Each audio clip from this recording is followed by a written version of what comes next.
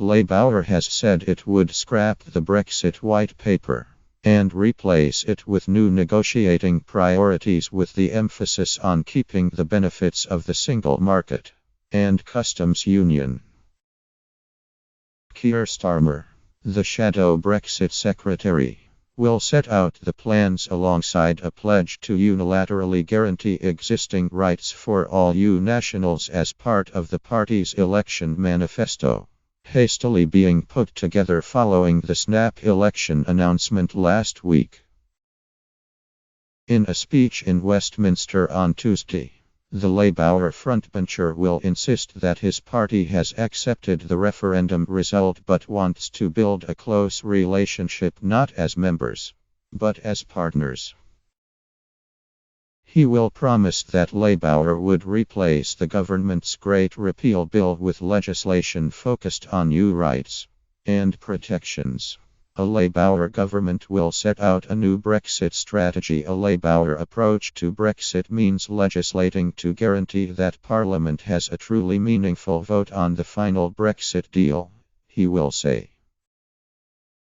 The attempt to win over Remain supporters who may have been put off Labour by its support for Theresa May in triggering Article 50 comes as the party gears up to produce its manifesto. A launch date of 15 May has been penciled in by the party's campaign team, and sources have told The Guardian that the document, which will be drafted by Jeremy Corbyn's key advisor Andrew Fisher, will follow consultations with MPs, councillors and unions, and a mail has been sent out to garner the views of members. Fisher, who was previously a PCS union official, will pull together the ideas that will be agreed by the party's executive and shadow cabinet at a critical Clause V meeting on 11 May. Meanwhile, shadow cabinet members are being asked to take part in 3 national events a week during the campaign. Any absences must be agreed with Corbyn's political secretary, Katie Clark. And The Guardian understands that Shadow Cabinet Minister, John Trickett, will be part of an attack team in Central Office. Labour's campaign has already been hit by controversy over the issue of Trident after Corbyn appeared to suggest Labour would not renew the nuclear deterrent, and used a Sunday interview to say he would order an immediate strategic defence review looking at all aspects of defense policy if he was Prime Minister. However, Labour's campaign chairman, Andrew Gwynne, said renewal of Trident would be in the party's manifesto. Yes, it's Labour Party policy. We are committed to renewing the Trident system, he told BBC Radio 4's Today programme. Nia Griffith, the Shadow Defence Secretary, played down the significance of Corbyn's personal views, saying Labour as a party was prepared to use nuclear weapons. In an interview on BBC 2's Daily Politics, she said, "We are a team.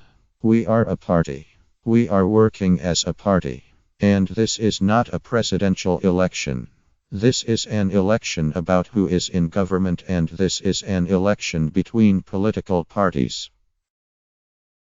Asked how Trident could be a deterrent if Corbyn has said he would not use nuclear weapons, she said, "I think it is very important that we are absolutely clear that we are prepared to use it. And am certainly prepared to use it." A shadow cabinet member told The Guardian that while the Labour leader would have to toe the party's agreed line on defence, he would have control over other policy areas. Be in no doubt, he is going to get his own way on policies, they said. The involvement of Fisher in drafting the manifesto drew criticism from the Conservative Party. It claimed he had previously called for the police to be disarmed, MI5 disbanded and defence spending to be slashed. The party, which is trying to portray Corbyn as weak on national security, also claimed Fisher wanted Trident to be scrapped and was opposed to drone strikes being used to kill terrorists. Tory MP James cleverly said, "All you need to know about the man writing Labour's manifesto is that he wants to make our country less safe. This is a prime example of the sort of chaos that you'd get if Jeremy Corbyn was in Downing Street." The Tories are also likely to use the fact that the Communist Party will be backing Labour in trying to steer voters away from Corbyn.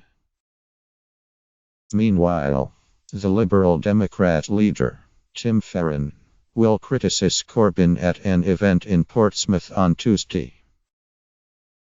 "Our nuclear deterrent keeps us at the top table in this post-Brexit world. All this means that Jeremy Corbyn is unfit to be Prime Minister. He is a rare combination of being both weak and dangerous," Farron plans to say. "If you say that you would never press the button, as Jeremy Corbyn seems to have suggested, that makes a mockery of having a deterrent or indeed sound defenses." However, Farron says his party will end the current continuous at-sea deterrent and use new measures such as gaps in patrols and irregular patrolling patterns. "Our long-term goal will always be a nuclear-free world, and we must use the UK's position to lead international efforts towards multilateral disarmament," he will say.